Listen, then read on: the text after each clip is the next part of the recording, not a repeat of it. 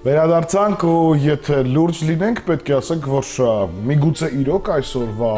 մեջ կա այնպիսի խորհուրդ կամ այնպիսի իրադարձություն է տեղի ունեցել, որը արժանի է ուշադրության եւ որի պատճառով կարելի է կամ որի շնորհիվ կարելի է միմյանց շնորհավորել։ Ինչ կասես։ Հնարավոր է, օրինակ կլինեն մարդիկ, ովքեր այսօր տոնում են իրենց ծննդյան տարեդարձը, մարդիկ, ովքեր տարիներ առաջ գտել են իրենց սերը, ստեղծել են ընտանիք, տարբեր իրադարձություններ կարող են լինել։ Նաև տխուր իրադարձություն։ Անձնական մասշտաբով, չէ, ուրախ բաների մասին միայն խոսում, բայց այ պատմական տեսանկյունից ինչով է նշանավորվել այսօրը, մեզ կպատմեն մեր գործընկերները։ 14-ն է այսօր մայիսի։ Այսօր Հայաստանում եւ քրիստոնյա մի շարք երկրներում նշում են Համբարձման տոնը։ Իսլանդիայում նախագահի օրն է, Գերմանիայում նշում են Հայրիկի օրը։ 1643 թվականի այսօրը Լյուդովիկոս 14-րդը դարձավ Ֆրանսիայի եւ Նավարայի թագավոր։ 1900 թվականին Փարիզում տեղի ունեցավ երկրորդ համառային օլիմպիական խաղերի բացման արարողությունը։ 1848 թվականին Դավիթ Բեն-Գուրիոնը հայտարարեց Իսրայելի անկախությունը։ 1939 թվականի այսօրը 5 տարեկան պերուացի Լինա Մեդինան երեխա ունեցավ, դառնալով ամենաերիտասարդ մայրը բժշկության պատմության մեջ։ 1962 թվականին Աթենքում տեղի ունեցավ Խուան Կարլոս առաջինի եւ Սոֆիա Հունացու ամուսնության արարողությունը։ 1973 թվականի մայիսի 14-ին առաջին ամերիկյան տիեզերակայանը դուրս եկավ ուղեծիր։ 2009 թվականին բրիտանական հայտնի Jethro Tull Rock խումբը համերգ տվեց Երևանում։ 1936 թվականի այսօրը ծնվել է Վիլհելմ Սթեյնիցը, շախմատի աշխարհի առաջին պաշտոնական չեմպիոնը, 19-րդ դարի ամենանշանավոր շախմատային տեսաբանը։ 1907 թվականին ծնվել է հայ նշանավոր դիրիժոր Միքայել Թավրիզյանը։ 1940 թվականին ծնվել է լրագրող, հաղորդավար եւ հրապարակախոս Ռոբերտ Մավիսակալյանը։ 1941 թվականի այսօրն է ծնվել Տարիել Հակոբյանը, հայ քանդակագործ, մանկավարժ, պրոֆեսոր։ 1944 թվականի այսօրը ծնվել է Ջորջ Լուկասը, ամերիկացի հայտնի ռեժիսոր, պրոդյուսեր, սցենարիստ եւ մոնտաժող։ 1952 թվականին ծնվել է ռուս կոմպոզիտոր, երգահան, ռադիոհաղորդավար Վլադիմիր Մատեցկին։ 1952-ին ծնվել է Ռոբերտ Զեմեկիսը, ամերիկացի նշանավոր ռեժիսոր, սցենարիստ եւ պրոդյուսեր, Օսկարի դափնեկիր։ 1961-ին ծնվել է անգլիացի դերասան Թիմ Ռոթը, իսկ 1961 թվականին ծնվել է Քեյթ Բլանշետը, ավստրալիական թատրոնի եւ կինոյի դերասանուհի, ով այս տարի ստացել է Օսկար, Բաֆտա եւ Ոսկե գլոբուս մրցանակ Ժասմին ֆիլմի համար։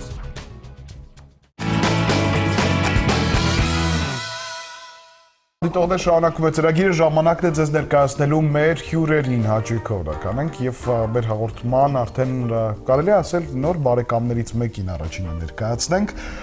եւ վստահ եմ, որ մեր հանդիպումները շարունակական կլինեն եւ մեր այս բարեկամի շնորհիվ նոր ընկերներ ու բարեկամներ ձեռք կբերենք։ Եվ այսպես Սփյուռքից հայրենիք մշակութային հասարակական կազմակերպության ղեկավար Աստղիկ Պետրոսյան Սոֆյանն է մեր հյուրը, բարև ձեզ Աստղիկ։ Բարև ձեզ։ Եվ ցեղասպանության 100-ամյակի միջոցառումների Հռոմի կոմիտեի համակարգող Գևորգ Օրֆալյանը։ Բարելույս։ Բարելույս։ Եվ երևի իտալերենով Buongiorno։ Buongiorno, այո, buongiorno։ Հաշվի առնելով, որ մեր հարգարժան հյուրը երկար տարիներ ապրում է Իտալիայում, Հռոմում, այո, 40 տարի, 45 տարի Հռոմ, անգեց առաջ Վենեդիգի Մխիթարյան դպրոցը։ Շատ Վենեդիկի Մխիթարյան դպրոցը եք գնացել։ Այո, 6 տարի։ Դանիել Վարուժանին ճիշտ նույն սենյակին մեջ քնած եմ ես։ Վաու։ Իսկ մինչ այդ որտեղ եք ապրել։ Ներողություն։ Իսկ մինչ այդ որտեղ եք ապրել։ Ես ծնած եմ Լիբիա, Տրիպոլի։ Տրիպոլի։ Եվ քանի տարեկանում եք տեղափոխվել Իտալիա։ 13 տարեկան էի, երբ որ Իտալիա հայրս ինձ ուղարկեց Մխիթարյան դպրոցը Վենեդիկ։ Իսկ մեր պատմությունը գլա Ուրֆայեն, այսինքն Գիլիգիայեն, մեծ հայրիկներս չարտերեն փախած են դեպի Սուրիա եւ Երուսաղեմ, մայրիկիս հայրը Սուրիա գնաց, դերից Օսման ժամանակվան ծևով բերին Լիբիա, որովհետեւ Նորդ Աֆրիկան Օսմանյան գայսրություն էր։ Եվ որովհետեւ մեծ հայրս փոքր տղա էր, բայց շատ լավ սի Նալերը։ տալերը նալ է կոչվում։ Պայտերը, երկաթները լավ էր գոչի բաներով վրա ոտերում է խփում, մեծ համար մի քիչ տարօրինակ է դա մեկնաբանել, որտեղ վաղուց հին մասնագիտություն։ Իրեն ողջ ցիկեցին, իսկ երեք հատ եղբայրները Ուրֆայի հրապարակին վրան գախեցին, որովհետև հեղափոխական անց եղած են Ուրֆայի մեջ, եւ ինքը փախած է եկեղեցին, որ այրած են Ուրֆայի մեջ, փախած է իբր որբ անշուշտ Սուրիա, դերիցալ Լիբիա։ Եվ այդտեղ հետո շարունակվել է պատմությունը, որովհետև իդալացիները հետո եկան, իրեն ազատություն տուվի, ինքը շատ լավ ինդուստրիալ մեգը դարձավ, գազոզ անում էր, պեպսիի պես բաներ եւ այլն, եւ հետո վերադարձավ Հալեբ, իր նույն քաղաքեն գին ուզեց փնտրել Ուրֆացի, գնաց Ուրֆացի երկու հատ աղջիկ արավ, Ետ Լիբիա բերավ, մեկ հատ իրեն համար, մեկ հատ իր եղբորը համար։ Անիգա անջամանակ ենենցեր։ Երկու աղջիկ հետ իր ցանկությամբ հենց Ուրֆայից եւ իր համար եւ եղբորը համար։ Մինչ մենք շարունակենք։ Բայց որ դու հիմա քո եղբոր համար անդադ աղջիկ։ Ես այո, փնտրում եմ։ Տեսնում ես, մարդը գնացել գտել բերել։ Աստղիկ, ողջունում ենք ձեզ եւ ուզում ենք նախ տեղեկանալ ձեր համագործակցության մասին, ինչ եզրեր կան։ Նախ ասեմ, որ շատ հիանալի համագործակցություն ստացվեց Գևորգի հետ։ Հարցնալու որ իմ լավ բարեկամը Վիգեն Ավետիսը ինձ ծանոթացրեց Գևորգի հետ եւ ասեց, որ այսպիսի անձնավորություն կա, որը զբաղվում է Եղեռնի հանրամեկի նվիրված միջոցառումներով Հռոմում։ Եվ բնականաբար ես արդեն իմ ծրագրով դիմեցի Գևորգին եւ շատ մեծ ուրախությամբ, սիրով համագործակցեց եւ բնականաբար դա լավ կազմակերպված եւ հաջող համագործակցություն ստացվեց, որի արդյունքը դեռ խոսենք դրա մասին։ Այ արդյունքի ինչ արեցիք կոնկրետ Հռոմում։ Հռոմում ամսի 22-ին կազմակերպված էր երեկո, հուշ երեկո, որտեղ բավականին շատ հետաքրքիր մարդիկ են հրավիրված Գևորգ Կասի եւ այդտեղ մենք ունեցանք հիանալի ծրագիր, որտեղ խոսվեց Եղեռնի տարբեր տեսակի իրադարձությունների մասին,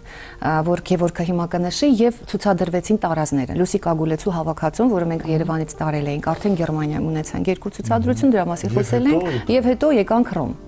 Եվ այդ մեկ ցուցադրություն եղավ այդ երեկո Հռոմում։ Գևորգը լավ ծրագիր էր կազմել, հյուրեր ուներ եւ երգչուհի եւ նվագողներ, որոնք այդ երեկոն լցրեցին հայկական երաժշտությամբ երգով։ Գևորգ, ինչպես մոտեցաք երեկոյին, ովքեր էին հրավիրված անձիկ, իտալացիներ էին թե հայ համայնքներ, ովքեր էին։ Ուրեմն շատ դժվար եղավ, որովհետեւ իսկապես ծանր էր քիշերը գազմագերբել, բայց ուրախ եղավ, որ կարողացա անել։ Ուրեմն ամբողջ արտիստները հայ էին։ Վիոլա նվագող մգա, Մաուրիցիո Ազատրյան, որ Տորինո գմնա, անոր գանչեցի Ռոմ։ Հետո Ռոզին Սուվասլյանը, որ Երևանում ալ երկած է Պլաչիդո Դոմինգոին հետ գդորներ հոս Երևանում, էդալ գանչեցի Հռոմ եւ էդի եւ Հունաստանեն բալե դանսեր մեկ հատ սիրուն դիգիմ աղջիկը, որ հայկական դարազներով Դելեմանյան եւ գրունգի երկերուն դագը բարեց այս երկու բաները։ Հետո գային ներկա էր մեր ամբասադորը Սարգիս Ղազարյանը, Հայաստանի ամբասադորը, Մարկես ներկային, այսինքն Մարկեզը, չեմ հայերեն ինչպես են ասում, այսինքն Մարկիզ։ Մարկիզ, այո։ Հետո գար Բրունո Սկապինին, որ իդալացի ամբասադորն էր Երևանում ասկեց 3-4 տարի առաջ եւ զանազան մարտիկներ։ Ուրեմն ասպանը գազմագերվեցավ Pontificio Istituto Orientale, այսինքն Oriental Արևելյան ինստիտուտ վարդապետներուն, ջեզուիտներուն շատ սիրուն դեղ է եւ քիրկերու իրենց գրասենյակներ շատ մտածակ, շատ սիրուն գիշեր անցուցին եւ այսպեսով ուրեմն իմ լավ ինգերներս, որ հայերուն շատ մոդ են, որ պլիսոպայեն, խոսեցան նեգացիոնիզմո։ Հիմա նեգացիոնիզմոն հայերենը ինչպես կասեն չեմ գիտեր։ Նեգատիվ, հա։ Ինչ որ թուրքերը մերժում են մերժության մասին, Թուրքիայի եւ ընդանուր մերժության պատմության մասին եւ նամանավանդ Թուրքիայի, որ մինչեւ այսօր մերժում են, որ հայկական չարտ եղած է, որ ասիկա մեկի ինձ շատ կնեղացնե։ Այդ ձեզ շատ կնեղացնի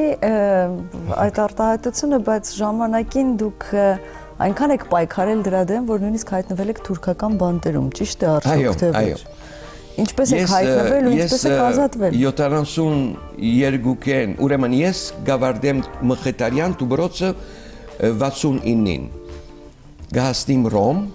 եւ հոն փոքրիկ խումբ մգնեմ հայ երդասարտներուն, որ միացնեմ հայերը Ռոմի մեջ։ Եվ գսկսիմ զանազան ակտեր, ապրիլ 24 մգլինի, որ ես ամբողջ Իտալիայի հայերը գբերեմ Ռոմ։ Եվ շատ մեծ ցույց կանենք թուրքական տեսփանին արջևը։ Իրենց զարմանքով, որովհետև չէին իմանալ,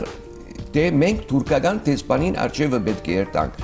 Ժամերը եւ բաները դարբեր էին։ Խոսում եմ 74-75։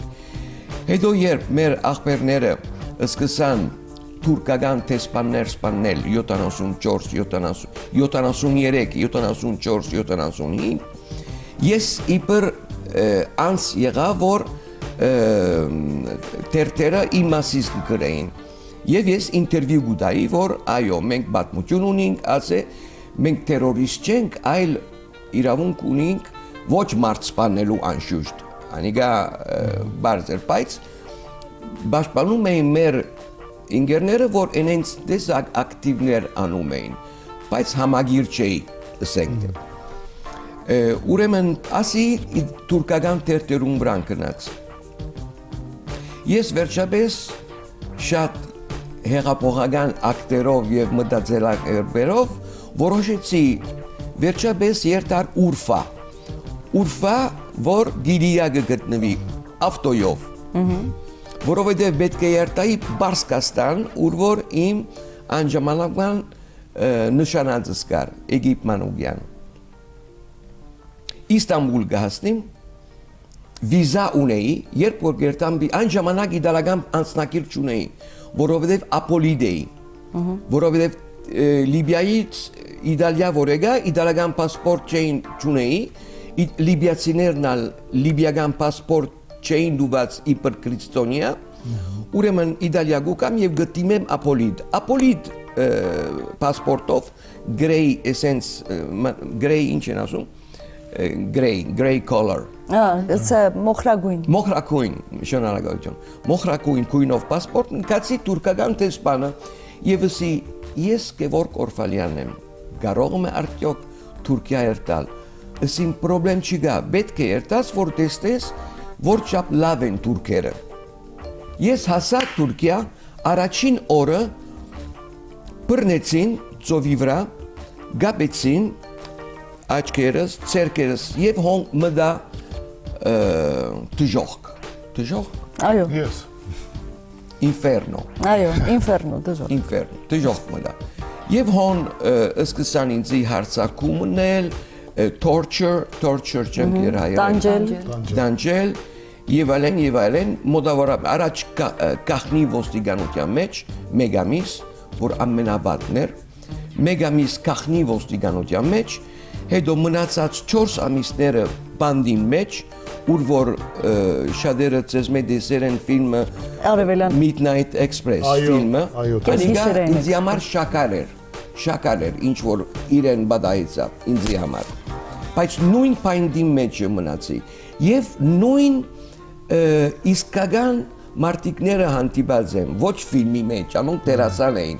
իսկական մարտիկները բանդի մեջ հանդիպած եմ։ Արդեն Բիլի Հեյսը, որ ֆիլմ հրավ, ինքը 76-ին դուրս ելավ, ես 77-ին։ Եվ անանգով իմ պատմությունս տատ եղավ եւ այլն, որ արդեն Facebook-ի մեջ իմ նկարը ստրած եմ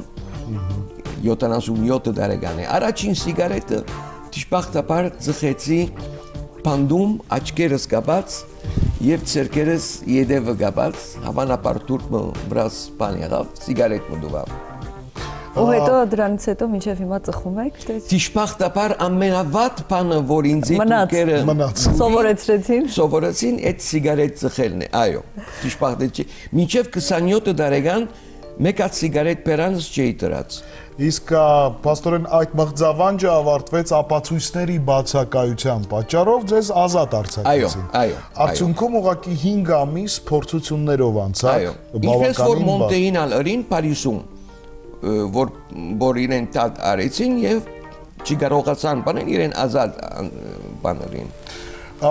Իտալիայում շատ են արդյոք հայերը։ Մասնավորապես Հռոմում նաև։ Իտալիա դժբախտաբար շատ չեն, բայց ակտիվ են։ Բայց հետաքրքիր է, դա ամբողջ երկրագնդի վրա այն տեղն է, որտեղ մի տեսակ ավելի լավ կարող էին հայերը իրենց զգալ, զուտ բնավորությունների նմանությամբ, արտաքին տեսքի նմանությամբ, նման են այդ երկու ժողովուրդները իրար։ Բայց Իտալիայում շատ քիչ հայ կա, ինչու լավ չեն նայում հայերին։ Ուրեմն մեր հայությունը հին հայություն է։ Ուրեմն մենք ունենք մոտավորապես Իտալիայի մեջ 7-10,000 հայություն եւ անչափ Ֆրանսիայում ունեն շատ, Ամերիկա շատ ունեն, Գերմանիա այս չափ, Հունաստան բավական, այո, Իտալիայի հայությունը քիչ է։ Իտալիան եղած է passing, այսինքն շարժումը, որ գուկային Անցումային։ Բարի, որ հուսուսային Իտալիա է, մեկ փոքրիկ կոմունիտե, ինչպես է համայնք ունենք, բարի, որովհետև դից ծովեն գալիս էին դեպի Եվրոպա, բարի եւ հոն հայերը, առաջին հայերը, նույնիսկ մխիթարյան վարդապետները 1800-ի ժամանակին հոն հասել են Վենեդիկ։ Ուրեմն մեր համայնքը, այո, մեծ չէ, բայց կուլտուրալ գերբով շատ պատրաստված է։ Ամեն ամիս մոտավորապես 10-15 գիրքեր հայտարարվին։ Եվ հետո նաև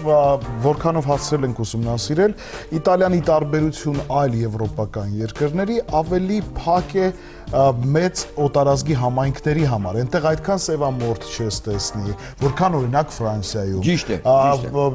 Չես տեսնի ասիական ծագումով մարդկանց, որոնց էլի կտեսնես ամբողջ աշխարհում։ Չէ, որպես զբոսաշրջիկ, որպես տուրիստ կտեսնես, բայց որպես բնակիչ,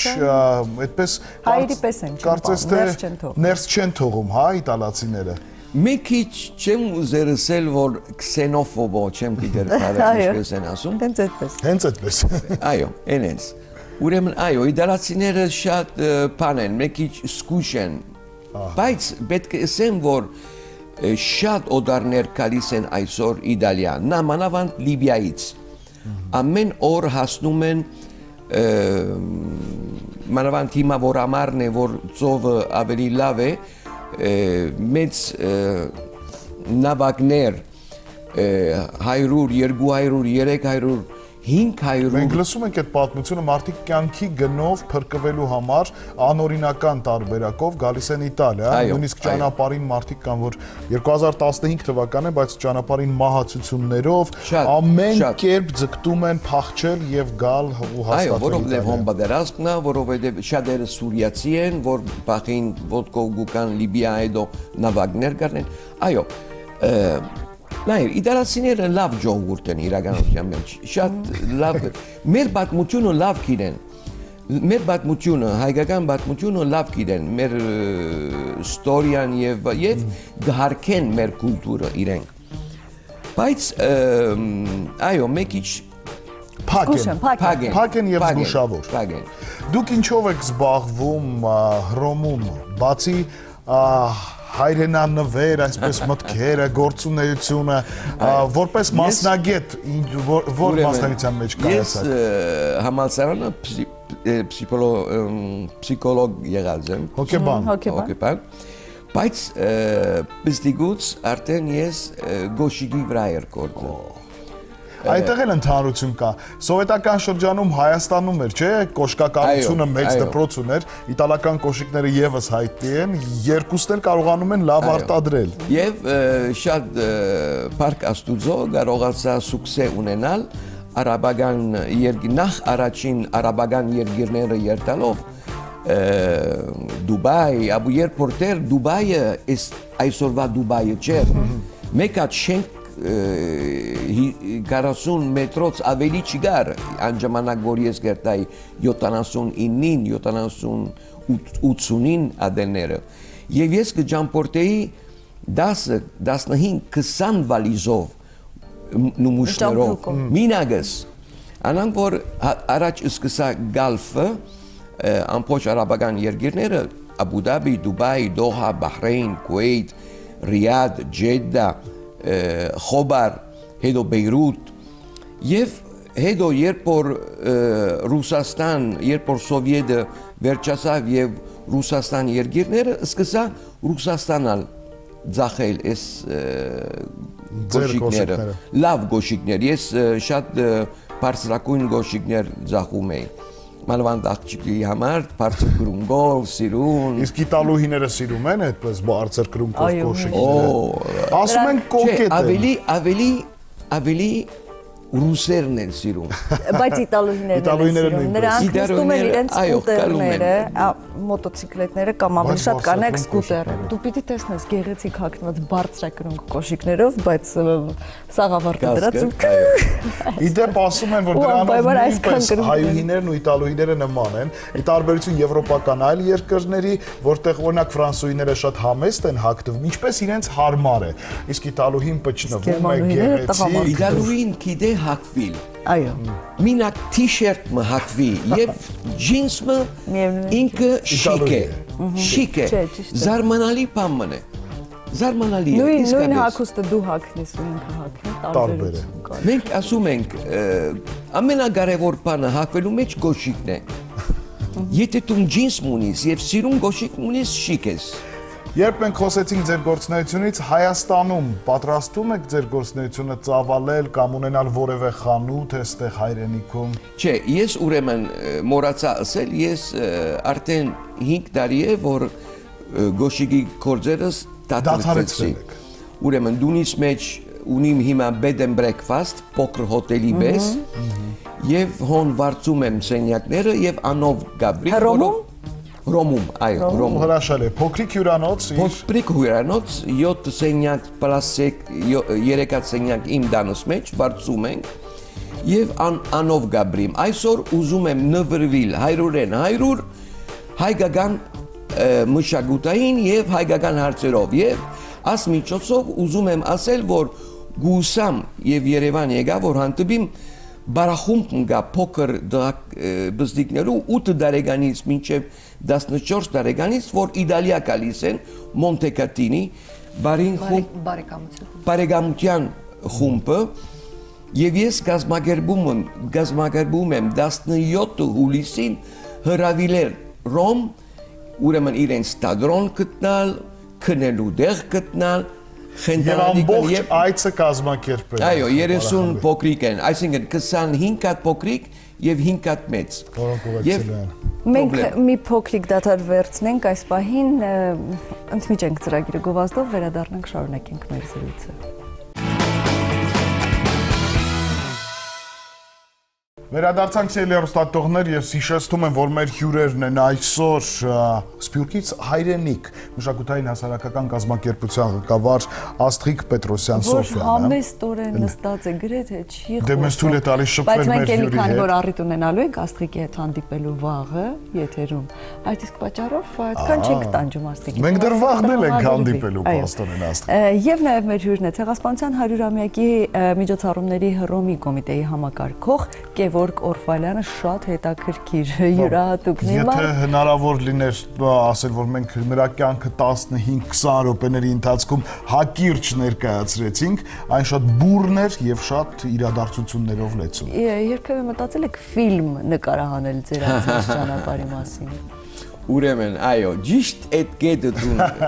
բռնեցի։ Ուրեմն ես արդեն այդ Թուրքիայի պանդարգլության ժամանակի մանուսկրիպտում չեմ գիտեր ինչպես ծերագրերը գրած եմ։ Հիմա սկսա գրել իմ պատմությունս, որ գսկսյալ ինչպես որ ասեցի Ուրֆայից մինչև Ռոմ, Նորդ Աֆրիկա մինչև Ռոմ։ Եվ այդ գիրքը պիտի հայտարարեմ նախ եւ առաջ, պիտի հայտարարեմ հրատարակեմ։ Հետո ֆիլմը եթե գլա Հաջողություն մաղթենք գրքին ու հետո կսպասենք ֆիլմին, բայց հիմա վերադառնալով մեր հիմնական զրույցի թեմային, մենք ունենք հնարավորություն հայացք գցել այն միջոցառումներին, որոնք կազմակերպվել են ձեր կողմից, ձեր անմիջական մասնակցությամբ։ Հիշեցնենք, որ Հռոմում կայացել է Ցեղասպանության 100-ամյակին նվիրված երեկո, որին մասնակցել են մշակույթի գործիչներ ազգությամբ հայ Իտալիայում եւ ոչ միայն այնտեղ ապրող իտալացիներ, բազմաթիվ հյուրեր, նաեւ քայլերթ է եղել, եթե չեմ սխալվում, քայլերթ եւս։ Եվ մենք հիմա դրվագներ ունենք, դիտենք ու կվերադառնանք։ Չէ, ցուցադրությունը պարզապես մենք այսօր ամբողջ աշխարհին ցուցադրենք մեր կորսված հողերի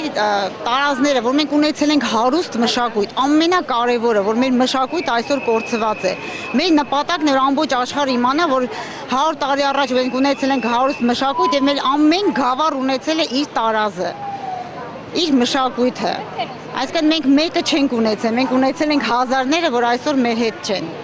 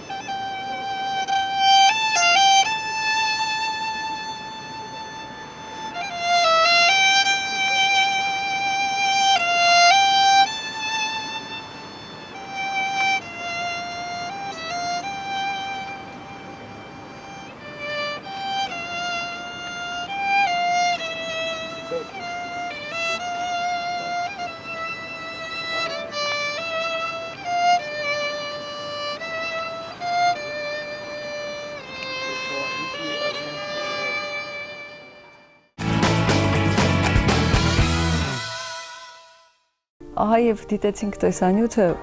ամեն դեպքում հետաքրքիր է այն ամենը, ինչ որ նախապես պատկերացնում էիք, դուք պլանավորել էիք, կարողացաք հենց այդ արդյունքները ստանալ։ Խնդրեմ Աստղիկ, դուք եք միջապտեք։ Ես ասեմ, որ շատ բավականին կազմակերպված էր, որովհետև մենք արդեն նախորդ երկար ժամանակ պլանավորված աշխատում էինք, այստեղ կային համայնքից աղջիկներ եւ ասեմ, որ Գևորգը հրավիրել էր տարբեր քաղաքներից, անգամ Բարսելոնայից, տարբեր տեղերից եկել էին մարդիկ, որոնք միացել էին մեզ եւ ցուցադրության ժամանակ աղջիկները Հական Հակոստները եւ շատ հետաքրքիր այսպիսի ողջավորություն կար նրանց մեջ կրելու հայկական տարազները եւ միջոցառումը շատ լավ էր կազմակերպված թե 22-ի երեկոն եւ թե երթի ժամանակ մեզ միացան շատ մարդիկ սպասվածից ավելին, բավականին մեծաքանակ էր երթը եւ շատ Ինչ նպատակ ուներ երթը։ Այ դուրս եկել քայլելու, որպեսզի ինչ ասեիք ում։ Դա պրոտեստ էր, որ մենք ուզում ենք հիշել եւ չենք համաձայնվում այն պատմության այն փաստի հետ, որը տեղի ունեցել հայերի ճակատագրում եւ դա պետք է ընդունվի եւ ճանաչվի։ Այսինքն արդարության կոչ էր։ Դա ոչ թե թշնամության, ոչ թե ագրեսիվ ինչ-որ քայլ էր, այլ ուղղակի ճանաչելու, ասելու կոչ էր, որը մենք չենք կարող մոռանալ, որովհետեւ ամեն իտալացիների վերաբերմունքը ինչպիսին է այս հարցը։ Շատ իտալացի եկավ մեր քալելու օրը 24 ապրիլին մեկ ինչ դժվարություն ունեցա ոստիկաններուն հետ, որովհետև մեզի հրաման չդուվին ինչպես որ մենք ուզում էինք թուրքական տեսփանին արջևը քալել։ Ուրեմն շատ դժվարություն դուվին, հետո փողոցը ճանապարհը փոխեցին եւ մենք անցանք ճիշտ անգյունը թուրքական տեսփանին, ուր որ գեցանք եւ սկսանք մեր ես հայ եմ, գեցե Հայաստան, բորալը իդալերենով եւ հայերենով։ Բայց շատ իդալացիներ գային, հետո տերտերումրան կրեցին մեր մասին, գիտես, այսենց մեծ, այո, մեզի համար մեծ է, որովհետեւ մենք փոքր բան ենք, կոմունիտե, համայնք, անանք որ 600 հոգի բերել փողոցները եւ կողպել գետրոնական փողոցը, ոչ այսենց երկրորդական, Այս շատ մեծ բան եղավ, հաջողություն եղավ, անպայման։ Եվ մոտավորապես չեմ ասել ամեն մեկ 500 տրոշակ կային հայկական, բայց մոտավորապես 100-120 հայկական տրոշակ կային։ Այս տարիների ընթացքում շատ փոփոխություններ եք տեսել, շատ փորձություններով եք անցել, ինչ եք ենթադրում հայկական հարցը ինչ զարգացում եւ շարունակություն կունենա, ապագայում ձեր սպասելիքները, ենթադրությունները։ Ես կարծում եմ, որ 100-ամյակը դեռ պիտի վերջանա, 100-ամյակ դարին։ Մենք պետք չէ վերջացնենք 100-ամյակին, հերիք է, գպավե մտածել 100-ամյակին մասին, մենք պետք է շարունակենք 2016-ին, 17-ին, 18-ին եւ այլն, մինչեւ որ թուրքերը չի ընդունին, որ մենք ցեղասպանություն ունեցել ենք եւ պատճառը իրենք եղած են։ Ցեղասպանությունը ապրածների սերունդ եք, պատկերացնում եք այդ օրը դուք նստած եք, հեռուստացույցով դիտում եք ու հայտարարում են Թուրքիան ընդունեց եւ ճանաչեց ցեղասպանությունը ու հայցում է ներողամտությունը։ Ձեր զգացմունքները այդ պահին ինչ կկատարվի իդեմս ձեզ այլ հայ մարդկանց, ովքեր ամբողջ աշխարհով մեկ տարածված։ Ուրեմն, եթե անանք բամը բադահի, ինչպես որ դուք եք ասում, ես շատ ուրախ կլինեմ թիվ 1։ Թուրքերը նայր, հրան դինքին մասին դուք լավ գիտեք, եւ մեր սպեկտատորները հրան դինքին լավ գիտեն, 100,000 թուրք կային իրեն տաղումին ժամանակ, 100,000 թուրք, ոչ հայ, ուրեմն ուզել էսել, որ այսօր թուրքերում մեջ ալգա ժողովուրդ, որ համամիտ են հայկական ցեղասպանության եւ ուզում են իրենց սիրտը լվալ։ Ուրեմն, եթե այսպես բամը բադահի, ես պրոբլեմ չունիմ թուրքին հետ նստիլ, խոսիլ, ստեի սահմանները բանալ, արևդուր անել եւ միասին կորձակցիլ։ Բայց գներեք, դժբախտաբար շատ դժվար խնդիր է, որովհետև քաղաքական պրոբլեմներ կլինեն, կան այս ընդունելուն հետևը էկոնոմիկական, այսինքն տնտեսական մեծ պրոբլեմներ կան, որովհետև թուրքերը չեն գնար այսօր կարծել, օքեյ, ներողություն, ես 1.5 միլիոն չարտեցի, ինգեր տարնակ եւ ոչ, պետք է մեզի կոմպենսացիա իբր չարտ ամեն մեկ հայու որ չափ պիտի դան, որ չափ պիտի դան ամեն մեկ հայումը, ես թիվ 1, թիվ 2, լանդ, հողերը, այո, ամբողջ Հայաստանը, մեր պատմական Հայաստանը ետ չեն կրնար ունենալ, որովհետև շատ մեծ է, ես Ուրֆան գիրիգա է, անկարելի է, որ ետ Հայաստանը լինի, կամ մեծ Տիգրանին Հայաստանը լինի, բայց մի քանի հողեր կարող է ուտալ։ Ես շատ ուրախ կլինեի, թե մեր Արարատը արդեն սարը, Գարմիր գաբույտ, նարինջակույն տրոշակը այդ սարին վրան լինի։ Մեր սուրբ լերը վերադառնաս։ Սուրբ, այսօր կալու ժամանակ աղբերս տեսա բան եղա, դխրե, ուզվեցա, Շատ սիրուններ ունի։ Իրանից էզի որ ամեն օր տեսնում Այո, են։ մենք էլ ամեն օր տեսնում ենք ու չենք հոգնում, Գիտակցում այնպես ենք, չի որ լինում, որ Իրանի։ անցնելուց չնկատենք, բայց մի տեսակ ես հավատում եմ, գիտես, որ դա լինելու է, մնացած հողերի մասին չեմ խոսում։ Մենք հավանաբար Մասի չտեսնենք սարը այն ետ գալու է։ Մենք հավանաբար այդ կարմիր կապույտ նարինջակույն տրոշակը Արարատի վրա չենք տեսնելու մենք, բայց պիտի լինի։ Ես անոր վրա վստահ եմ։ Այս դրական նոտայի վրա էլ Այո, եզրափակենք լավատեսական մեր այսպիսի նոտայի վրա էլ եզրափակենք հիշեցնելով, որ մեր հյուրերն էին Ցեղասպանության 100-ամյակի միջոցառումների Հռոմի կոմիտեի համակարգող Գևորգ Կորֆալյանը եւ Սփյուռքից հայրենիք Այո, մշակութային հասարակական կազմակերպության ղեկավար Աստղիկ Պետրոսյան Սոֆյանը։ Աստղիկի հետ մենք դեռ կհանդիպենք, իսկ պարոն Օրֆալյանին շնորհակալություն ենք Հաջողություն ենք հայտնում շատ մաղթում։ հաճելի զրույցի համար։ Եվ առողջություն, որպեսզի դեռ երկար ժամանակ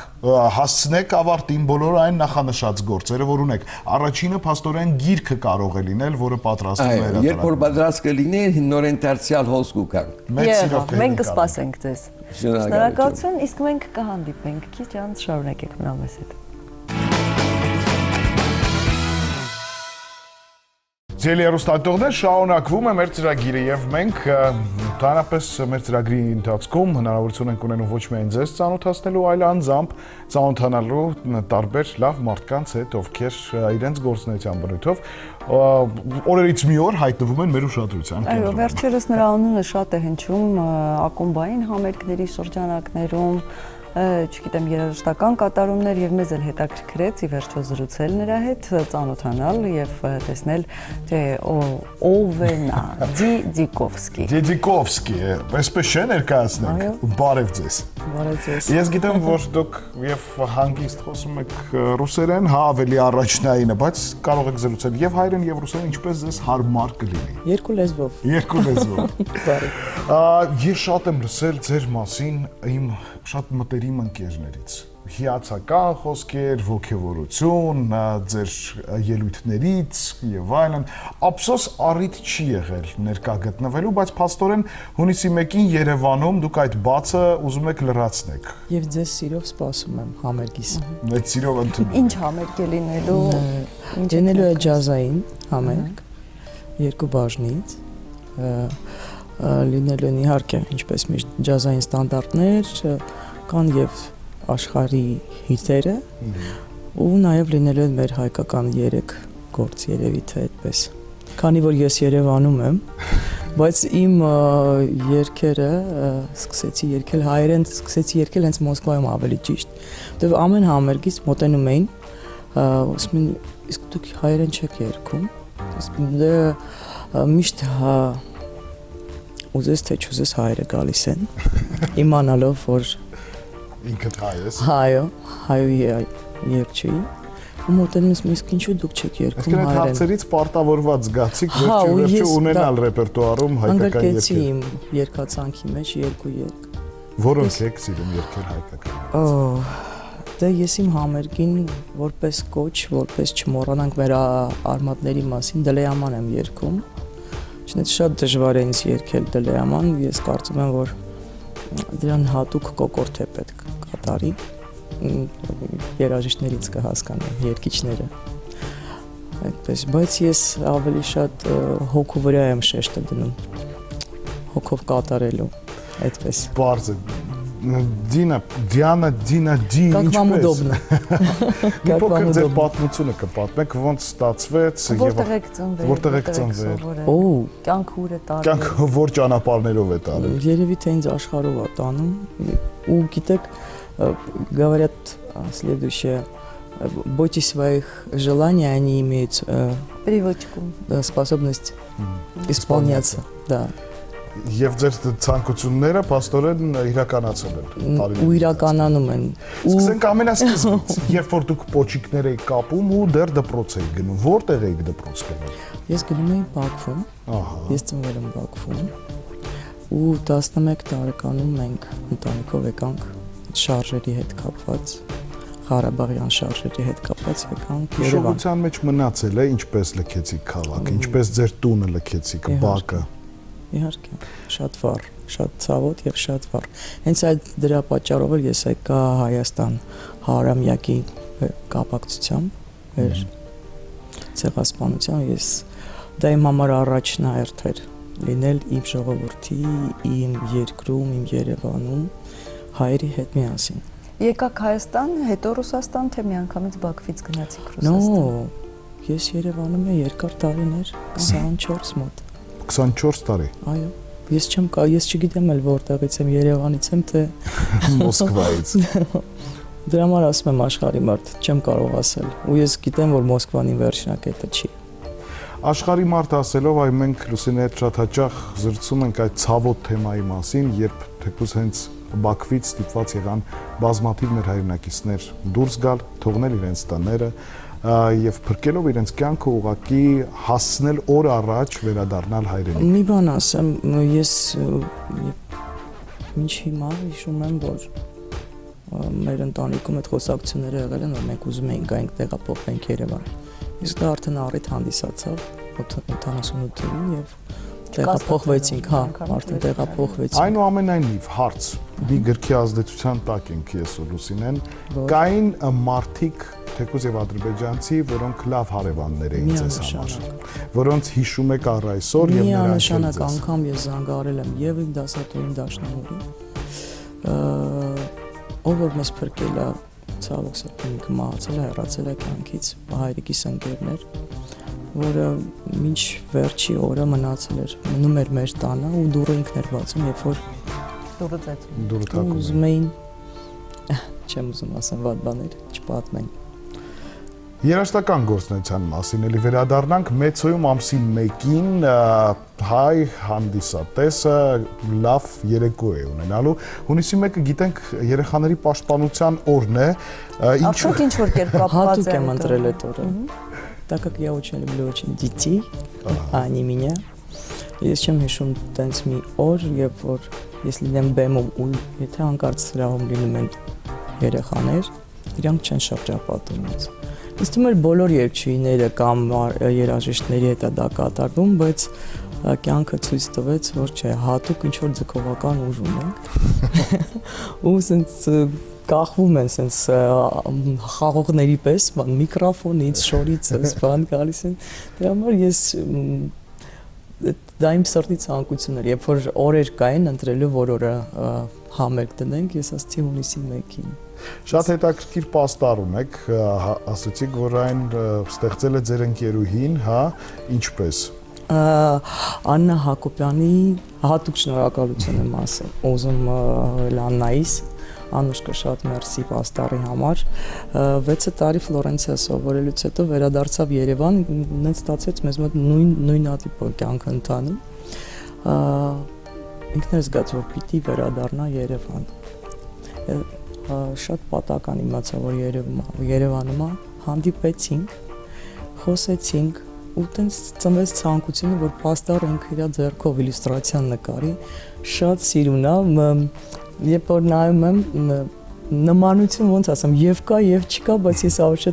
մուլտիաշնի բան եմ տեսնում այդ պաստառի մեջ ու բան հայկական Պակախոնտեսին եմ նման այդտեղ։ Այդպես։ Մի խոսքով ձեր ընկերուհին ոգևորել է եւ դուք հավանել եք այդ աշխատանքը։ Շատ քուրիկս էլ օգնել է դիզայնում աֆիշայի, այդպես Լիլիթին։ Սա առաջին լուրջ, այսպես ձեր կոնկրետ ներկայացման համերգն է հայրենիքում Երևանում։ Նո, անցած տարի եւս ունեցել եմ հենց այդ Մեծոյում։ Ոնց անցավ։ Բայց շատ շքեղ, շատ ջերմ, շատ սիրուն, շատ հարազատ մարդիկ կային, աշխարհից բոլոր իմ ընկերները հավաքվել են, Շվեյցարիայից, Մոսկվայից հատուկ եկել էին, Ամերիկայից, Գերմանիայից, Բելգիայից, մի խոսքով բոլոր իմ ընկերները այդ օրը հավաքվել են, հունիսի 11-ն էր անցած տարի։ Հունիս ամիսը ձեզ մոտ Երևանյան համերգների ամիսն է։ Բացի այս համերգը մեկնելու եք նաև Մակեդոնիա, ինչ այց է սա, համերգ, մրցույթ, ինչ է սպասում։ Это будет Spa Awards 2015, այսպես ասեմ։ Սպան նկատի ունեք այն սպան, որը ես մտածեցի։ Այո, ես չգիտեի, որ Մակեդոնիայում նման баներ են անցնում։ Меня пригласил человек по фамилии Диковский. Он меня нашел в Фейсбуке, мы пообщались. Որևէ կապ կա, թե ուղղակի համընկել է։ Ոչ մի կապ չկա, աբսոլյուտно։ Իսկ դա ձեզ համար կեղծանուն է, թե կապ ունի ձեր ազգանուն։ Բեմանունս է։ Այսինքն հորինված է, Այո։ ոչ մի կապ չունի։ Ես անգամ չգիտեի, որ կա իրականում նման ազգ։ Ձիկովսկի Այո։ ազգանունով։ Այո, Ու փաստորեն այդ 15 անունը- տարի կրում եմ այդ բեմանունս, ու երբ որ ինքը ասեց, «Սի գիտես որ դա իմ բեմանունս է», ասում ինքը քեզ երջանկություն եւ հաջողություն ա բերելու։ Ինքը արդեն ձեզ բերել է ծանոթություն այդ իրական Ձիկովսկիի փաստորեն։ Սպա այդ փառատոնի ընթացքում երաժշտական փաստորեն համերգներ, շոուներ են Այո, սպասվում։ լինելու են, ջազային բաժին է լինելու, ու այս վերջերս մենք ունեցել ենք Davidjan Brothers համերգը, հենց էլի Մեծոյում։ Այո, մենք հանդիպեցինք, ասեց իրանք ընտրեցին, որ ես իրենց հետ կապնվեմ։ Ու նաև Գարոնել է իր խմբի հետ այցելելու այդ միջոցառմանը, այո։ Միգուցե եւ մի երգ գրենք Գարոյի հետ։ Առաջարկեց, ասեց, երբ որ լինես Մակեդոնիայում, կարող ենք իրար հետ երգ ձայնագրել, ասեցին սիրով։ Բայց լինելու հայերեն։ Պայները Մակեդոնիայից էին։ Այո։ Ես լսել եմ նրանց համերգի մասին, դու հանդիպել ես։ Ցավոք ես այդ պահին ռադիոյում չեմ եղել։ Ձիկովսկի, իսկ ձեր իրական անձնագրում ազգանունը ինչպիսին է։ Իսկյան։ Իսկյան։ Իսկյան։ Իսկը։ То есть настоящая Ян։ Հենց այդպես է, հա, Դիանա Իսկյան։ Нет, Ես էլ հասկացա, ինչ որ բան իրար չենք հասկանում։ нет։ Ուղղակի Յան։ չեմ ասել մա։ Յանով։ Յանով է։ Բայց պահում եք այսպես գաղտնի ազգանունը։ Ինչու, օրինակ միշտ ասում են, որ եթե դու ինչ որ ճանապարհ ես անցնում, դու պետք չես նեղվում, որ քո ազգանունը չես ներկայացնում, հենց քո նախնիների, ծնողների համար, որ երևի ավելի Մայրիկս ուր մինչև հիմա նեղվում է, բայց ես չեմ։ աղջիկ ջան ներկայացրում էր ազգանունը եւ այլն։ Ծնողների համար դա երևի ես օրինակ միշտ մտածում եմ, երբ ամուսնանալուց կանայք փոխում են իրենց ազգանունը, օրինակ իմ մտքով երբեք չի անցել։ Դուք ինձ Չէ, կհասկանաք։ երբեք չի անցել փոխել իմ ազգանունը, որտեղ դա ինձ համար հպարտություն է, ու այդ հարցը այնպես կոնկրետ է դրվել, որ չքննարկվի նույնիսկ երբեք։ Ու ես այդպես միշտ հպարտ եմ, որ ես կարողացել եմ պահել իմ հայրիկի ազգանունը, ու իմ հայրիկը միշտ պիտի դրանով հպարտանա։ Բայց դուք փաստորեն ոչ այս կողմ, ոչ այն կողմ երիկ չեք պահել, չեք էլ ասում։ Եվ ուզում է պահել իր բեմականն այսպես անունը, կեղծ անունը եւ մնալ այս Всегда տարբերակով։ интересно, когда есть тайна։ Իրականում այո։ Հիմա աշխարհը մի փոքր փոխվել է, ամեն ինչ բացում են, ամեն ինչ ներկայացվում է, բայց դուք ամուր փակում եք որոշ բաներ։ Հին Դպրոցի մարդիկ, հին կանոնների։ հին կանոնների մարդիկ։ Լավ, ալբոմներ կամ գործունեությունը այսպես համերգային ինչ որ ձայնագրություններ կան, Համերգային ձայնագրություններ կան, ես դե սիրով կտրամադրեմ, մենք կլսենք։ Ես հուսով եմ, որ այսօր մեր հեռուստատող առիթ կունենա իր համար բացահայտելու ձեզ եւ ամենամեծ հնարավորությունը բացահայտելու ուղղակի համերգին ներկա լինելն է, որովհետեւ 100 անգամ խոսելուց զատ մեկ անգամ լսել է պետք։ Տեսնել կան 1000 անգամ։ Լսել խոսակցություններ։ Իսկ դուք նաև դասավանդում եք։ Այո, դասավանդում եմ։ Այստեղ Երևանում, Մոսկվայում։ Այստեղ Երևանում դեռ ոչ, որովհետև ես Երևանում մոտ 2 ամիս է ինչ վերադարձել եմ։ Ու դեռ չեմ մտածում դրա մասին, ավելի շատ համերգային ծրագրերի ու երգերաժշտություն ձայնագրելու մասին եմ Այ մտածում։ հիմա շատ զսպված ու հանգիստ տոնով եք խոսում։ Բեմում ոնց եք։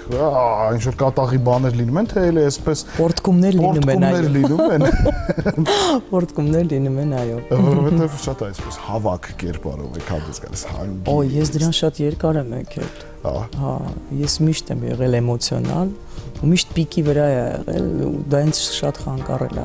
Բեմի մարդու համար հա նորմալ է, բայց կյանքում դա խանգարել է ու ես իմ առաջի աղոթքը, երբ որ առավոտյան արթնանում եմ եւ գիշերը պարկում եմ, դա Ասում ես, Աստված ինձ չափավոր էմոցիաներ տվեք ինձ այս կյանքում, որ ինձ չխանգարի։ որ ինձ չխանգարի ապրել։ Ուրախ ենք ծանոթանալ։ Քիչ ավելի ուշ երևի նայություն կունենանք նաև դիտել ձեր կատարումներից մեկը։ Ձեզ մաղթում ենք հաջող համերգ։ Շնորհակալություն։ Լավ այցելություն Մակեդոնիա։ Շնորհակալություն։ Դիկովսկիների ընտանիքի հետ մտերմություն։ Եվ թող այդ հանդիպումն ճակատագրական լինի եւ նոր հաջողությունների սկիզբ լինի ձեզ համար։ Իսկ մենք ձեզ մաղթում ենք հաճելի, խաղաղ, բարի, լավ օր սիրելի հեռուստադիտողներ, կհանդիպենք։